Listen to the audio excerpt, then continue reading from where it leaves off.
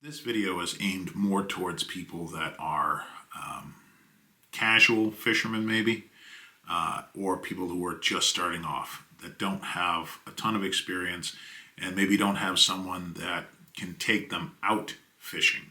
Now there's a million different videos out there as far as what rods and reels and line weights and all kinds of fun stuff to use, and maybe in the future I may do a few of these videos too. But this one to me I felt like was kind of important. That is because of all of the range of products that you can buy. The list is, I don't know. I had, trying to think of how many lures I've had, from soft plastics to stick baits to jerk baits to glide baits to jigs and all of the, there's just so many of them. I got to the point where when I would go fishing, I would need like 25 Sherpas to cart my gear. 99% of it I never used. Ever did I use it. Then it would get to the point where I would open these containers that my lures were in, and I wouldn't even remember what they were. I don't even remember buying them. Many of them were still in their original packaging. They'd never even seen water. To me, that's kind of a waste. So over the last 5-6 years, I really kind of narrowed down what I actually use, what I use most of, whether or not that is for largemouth bass or smallmouth fishing. And be surprised, I really don't use that many lures. I trying to think. I have one tackle box that I primarily take that has all the hard baits in it that I use. And it's 5 boxes. And then I have another that's kind of like a soft tackle storage system. That is all my soft baits in it. In reality,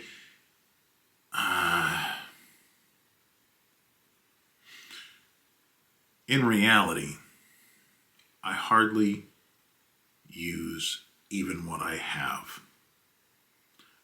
I honestly believe that the average fisherman, especially the beginner, I'm not talking about tournament fishermen and fishing nerds, which I am a fishing nerd, but I'm a recovering fishing nerd.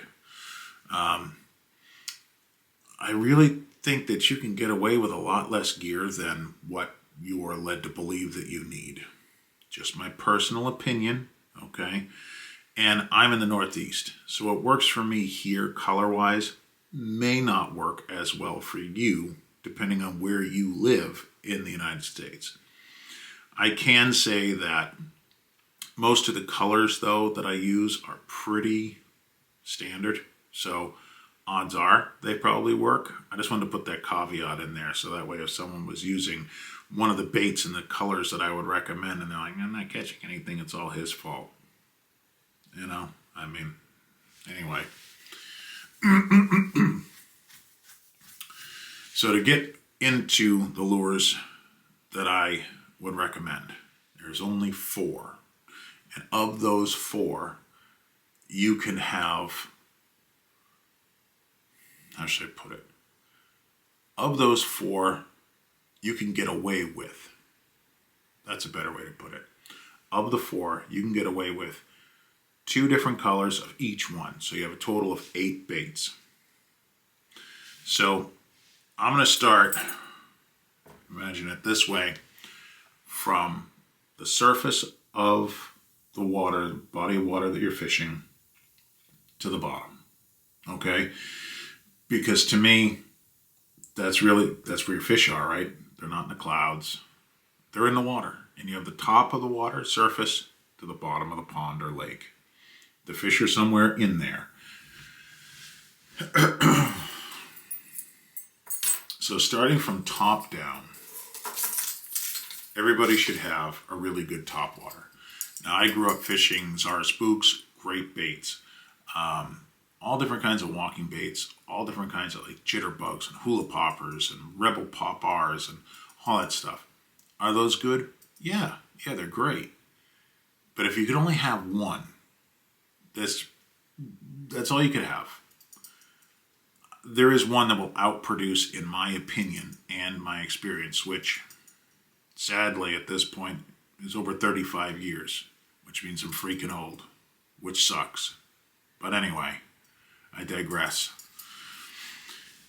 If I were going to have one topwater bait right now, and I could only have one, believe it or not, it would be the Berkley Chopo. Now, many people would argue that the Chopo is a ripoff, a blatant copy, probably so close as to, I'm surprised I didn't get sued, of the River to Sea Whopper Plopper. That was the original. Now, what I can say is that I've owned and fished both. The Chopo, for whatever reason, seems to outproduce the Whopper Plopper.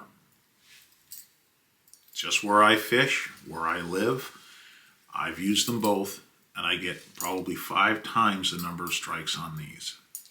I don't know why. But anyway, it's just a simple propeller bait that you just drag across the surface of the water. Okay? I'm not going to bore you guys, because this is supposed to be a fairly quick video. I'm not going to bore you guys with the retrieve and how to work the bait. You can look that up anywhere you want on YouTube, and you're going to find a copious amount of information.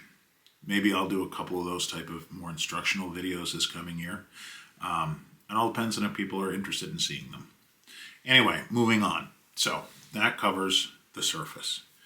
Next, we're going to move down to one of the baits that used to be one of the most popular baits, and for whatever reason, they're not as popular now, and I cannot figure out why, because they are absolutely fantastic, just as good as they ever were. And that's the good old spinnerbait. Now, personally, because my waters up here are very clear by comparison to some places down south, I use willow leaf blades, almost always a tandem willow leaf, usually 3/8 to a ½ ounce. I do on occasion use bigger ones up to 1 ounce, but for the most part, 3/8 is a really good one, or a half at maximum. You can go 5/8 and 3/4 ounce and stuff, but remember, you're only looking to have one type of spinnerbait in 2 different colors. White and chartreuse, tandem willow leaf blade, in my opinion, for where I fish, and then maybe a matching one with a different color skirt, maybe like a blue and white. Usually when you fish these, you're going to fish them either just underneath the surface of the water, down anywhere between there to maybe 2 feet in depth. Just cast out, retrieve. They work fantastically well. So simple. So now you have top water bait. You have a spinnerbait that works just under the surface down to about 2 feet, right? Next bait would be a jerk bait. Now, most people, including myself, anything other than this particular bait, I pretty much only ever use jerk baits in the spring. However, this is the Megabass Vision 110. And this is in the matte shad color. And this thing is absolutely fantastic. I do have more colors than this, but believe it or not, I only have 2 colors of this. So when I say I have more, I do. 1. This is the matte shad. The other color that I use in this is and I can't remember the name of it, so I apologize, blue top, silver side with a yellow belly. They are the translucent style, so you can, I don't know if you could see that. You can kind of see through the bait a bit. They're excellent. Absolutely fantastic, and they're going to cover you from about 4 feet down to realistically 7 feet diving depth, but fish come up, the bass will come up from underneath to hit them, so you're good probably covering water to about 10 feet, maybe 12 feet in depth. Fantastic bait. Once again, I'm not going to bore you in this video with how to work the bait. There are so many people out there that can explain that have already explained it. I don't feel like I need to. However, excellent bait. Then we move to one of probably the most popular baits for big bass and has resulted in many, many, many trophy-sized fish over the years. And that would be a good old jig. Now, there's different sizes of jigs and different styles of heads, like swim jigs and football jigs. If it were me, this is a swim jig style. These can be swam through the water with a standard retrieve. They can be popped and bounced off the bottom back to the boat. You can drag them. To me, personally, this is a style I would go with, and I would get one probably 3/8, no more than half, if you're only going to have 2 jigs. The colors that I would use would be this pumpkin, and I would also get one in, if you can find it, black and yellow. For whatever reason, black and yellow is a fantastic color. So realistically, and this is what you would work on the bottom. So realistically, 4 baits will cover all of where and at what depth you're going to encounter fish in your local body of water. Now, just in jerk baits alone, I don't even know how many different brands, shapes, sizes, and varieties, colors, hook choices, you name it. It's just insane. So you could probably dedicate $5,000, maybe even more, just in equipping yourself in jerk baits if you want. Like I said, fishing nerd, go right ahead. Plenty of money, go right ahead. I think that for the average person, the average weekend angler, these 4 baits are probably the baits that are going to give you the most bang for the buck and just fishing enjoyment. That's just my opinion, my experience. Like I said, 35 years. These are the baits that even that today when I go out, whether it be smallmouth fishing or largemouth, these are the baits that I grab. These are the colors of the baits that I grab. Boy, there for a while, what was there? Sluggos and bubblegum color pink. Would they still work? Yeah, I'm sure they would. Do I have any? No. Should I? Maybe. I don't know. There's so many different lures. So I hope that in some way, this helps, like I said, the people who are just getting started. Maybe they don't have a mentor that can take them out and take them fishing, show them how to fish certain baits and at what depths and what actions and so on and so forth. I'm really hoping that maybe this can help some folks to really get started, have a good time, not spend a butt ton of money on lures. Who knows? Maybe you're a new fisherman and you go out a couple of times and you just decide you don't like it. Maybe you catch some fish and you still decide you just don't like it. It's not for you. Well, good. You haven't spent a butt ton of money. You can give your lures to a friend or whatever, maybe a family member that'll put them to good use. But anyway, ultimately,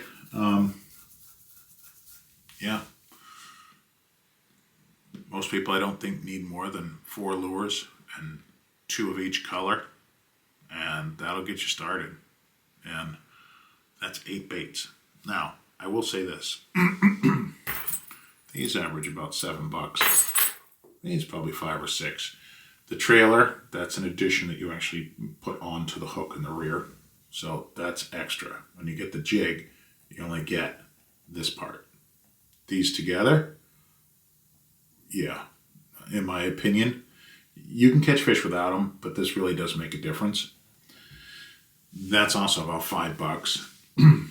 The trailers are probably 5. So, and you get a package of like 5 or 6 of them generally when you buy them, this trailer piece. So these are pretty cheap. These are anywhere between $10 to $15 a piece. So they're considerably more expensive. This is the Topwater Chopo. It still has fishing line on it from last season. These are where you're going to have potential sticker shock. The Megabass Vision 110. These are $25 a piece.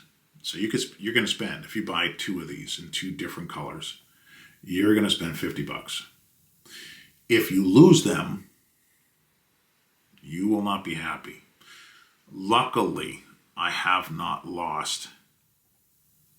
Is that true? That is true. I haven't lost one of these yet.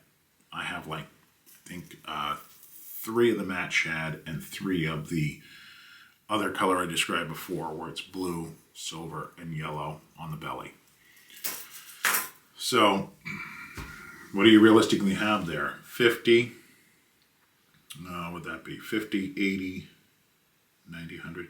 So, call it $110, $115 is really all you'd have to spend, in my opinion, to be kitted out fairly well for your regular standard run-of-the-mill bass fishing day. Like I said, if you're tournament fishing, you're going to want a lot more stuff than this. If you are, semi-pro, whatnot, obviously, you're not going to be watching this video taking notes. You're going to be going, oh yeah, I already know this. But like I said, if you're new, I hope it helps.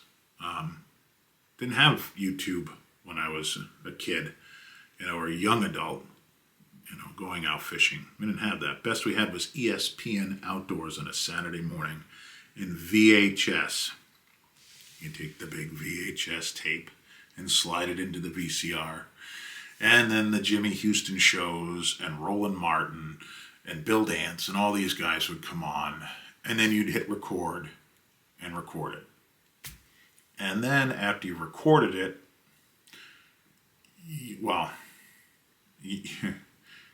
you would record it hoping that they would impart some information, some little learning bit during the broadcast. Sometimes they did, sometimes they didn't. And you would have to try to pick up little bits from watching what they were doing.